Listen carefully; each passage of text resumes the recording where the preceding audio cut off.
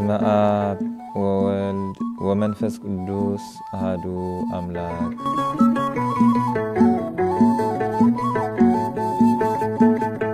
በስመ አብ ወወልድ ወመንፈስ ቅዱስ አሐዱ አምላክ አሜን። ናይ እግዚአብሔር ሰላምታ ምስኩልና ይኹን። ዝኸበርኩምን ዝኸበርክንን ተኸታተልቲ መደብ ቃለ ጽድቅ ዝተዋህዶ ወግዓዊት መርበብ ሓበሬታ ናይ ኤርትራ ኦርቶዶክስ ተዋህዶ ቤተክርስቲያን ሃገረ ስብከት ሕቡራት መንግስታት አሜሪካን ካናዳን እዋናዊ ሓበሬታን ሰሙናውን ወርሓውን ንጥፈታት ቅድስት ቤተክርስቲያን ሒዝናልኩም እንቐርብ ናይ ኣውደ ዜና ምርሓ ግብረ ዝስዕብ እዩ። ሰናይ ምክትታል። ክብረ በዓል ደብረ ብርሃን ቅድስት ድንግል ማርያም ቤተ ክርስቲያን ኣብ ሃገረ ስብከት ሕቡራት መንግስታት አሜሪካን ካናዳን ክፍሊ ግዝኣት ኦሃዮ ከተማ ኮሎምቦስን ከባቢኣን ብክብ ዝበለ ስነ ስርዓት ተኸቢሩ። ኣብ ደብረ ብርሃን ቅድስት ድንግል ማርያም ዓመታዊ ናይ ደብረ ምጥማቅ ክብረ በዓል ብዕለት 22-23 ግንቦት 2017 ዓመተ ምህረት ግእዝ ዕለት 30-31 ግንቦት 2025 ዓመተ ምህረት ፈረንጂ ብድምቀት ተጸንቢሩ። ዋዜማ ዓሉ ሰዓት 6 ኣጋምሸት ካብ ዝተፈላለያ ከተማታት ከብዕሉ ዝመፁ ሊቃውንት ወልደ ክህነትን ታሪክ ክብርን ቅድስናን ኣዴና ቅድስት ድንግል ማርያም ዝምልከት ጣዕመ ዜማ ዘሎ ዋዜማ ድሕሪ ምብጻሕ ብጸሎት ተዛዚሙ። ንጽባሕይቱ ለይቲ ሰዓት 2 ቤተ ክርስቲያን ተደዊሉ ብምንቃሕ ሊቃውንት ንክብሪ በዓል ኣዴና ቅድስት ድንግል ማርያም ዝምልከት ንልቢ ዝምስጥ ስርዓተ ማህሌት ተምሳል መላእክትን ኮይኖም ከብጽሑ ድሕሪ ምሕዳሮም ስርዓተ ቅዳሴ በጽሐ።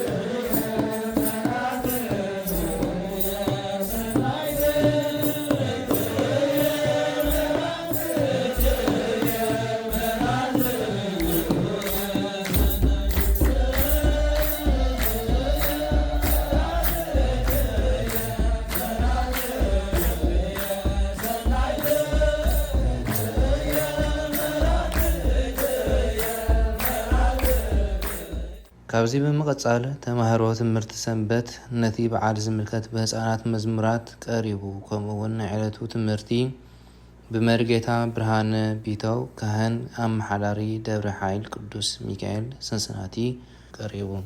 ብድሕሪ እዚ ነቲ ክስራሕ ተሓሲቡ ዘሎ ቤተ ክርስቲያን ዝምልከት ካብ ሰብሃ ጉባኤ ወኪል ብስእሊ ዝተገድፈ መልእኽቲ ንነጋድያን መግለጺ ተዋህበ።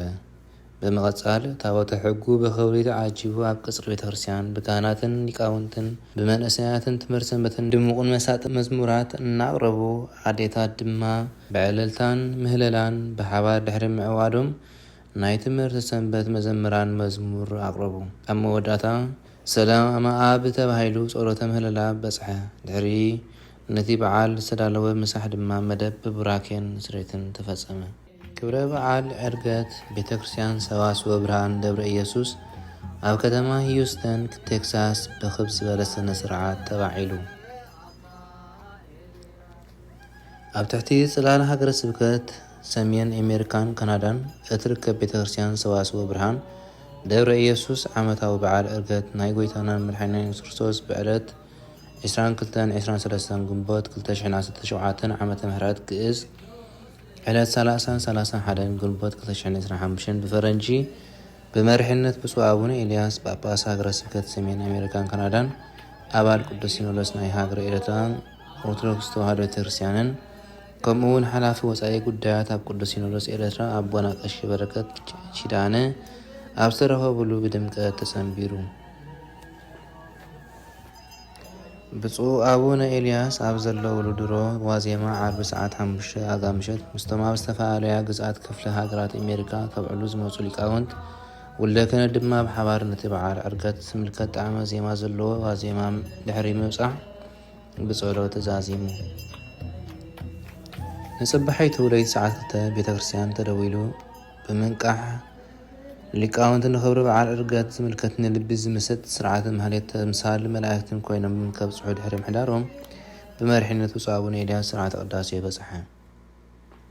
ብዝወፀ መርሃ ግብሪ መሰረት ድሕሪ ቅዳሴ ናይ ዕለቱ ትምህርቲ ብብፁዕ አቡነ ኤልያስ አርገ እግዚአብሔር በይባቤ ወእግዚእነ በቃለ ቀርን ዘምሩ ለአምላክነ ዘምሩ ካብ መዝሙር ዳዊት ምዕራፍ 47 ጥቕሲ 5-6 ከምኡውን አንትሙሰ ነበሩ ሃገረ ኢየሩሳሌም እስከትለብሱ ሃይለ ማርያም ብዝብል አርእስቲ ትምህርቲ ካብ ወንጌል ሉቃስ 24 ጥቕሲ 49 ነቲ ዕለትን በዓልን ብዝሰማማዕ ትምህርቲ ቀሪቡ። ካብዚ ብምቕጻል ብፁዕ አቡነ ኤልያስ ጳጳስ ሃገረ ስብከት ሕቡራት መንግስታት አሜሪካን ካናዳን ቃለ ቡራኬን አባታዊ ምኽርን ማዕዳን ሂቦም። ብምቕጻል መልአከ አርያም ቀሲስ ተወልደ ብርሃን ጸጋ ዝኣብ ካህን ሰዋስወ ብርሃን ደብረ ኢየሱስ ሓፈሻዊ ሌላን ምስጋናን ኣጋይሽ ኣቕሪቦም። ብድሕሪ እዚ ብወኪል ሰብኣ ጉባኤ ኣቶ ሚካኤል ኣፈወርቂ ሓፂር ጸብጻብን መልእኽቲ ምስጋናን ቀሪቡ። ብምቕጻል ታቦተ ሕጉ ብፁዕ አቡነ ኤልያስ ብኽብሪ ተዓጂቡ ኣብ ቀጽሪ እቲ ቤተክርስትያን ብካህናትን ሊቃውንትን ብመንእሰያትን ትምህርቲ ሰንበትን ድሙቕን መሳጥን መዝሙራት እናቕረቡ ኣዴታት ድማ ብዕልልታን ምህለላን ብሓባር ድሕሪ ምዕዋዶም ሰላም ኣብ ተባሂሉ ጸሎት ምህለላ በጽሐ። ድሕሪ እዚ ብሰብኣ ጉባኤ ምእመናንን ዝተዳለወ ናይ ዕለቱ መኽፈልቲ ብምክፋል ድማ መደብ ናይቲ በዓል ብናይ ብጽነቶም ብራኬን ስርየትን ተፈጸመ። ስብሐት ለእግዚአብሔር ወላዲቱ ድንግል ወለመስቀሉ ክቡር ይትአወት ወይሰብሐ ስሙ ለእግዚአብሔር አምላክነ ወትረ ሁሉ ይዘውሉ ሰዓት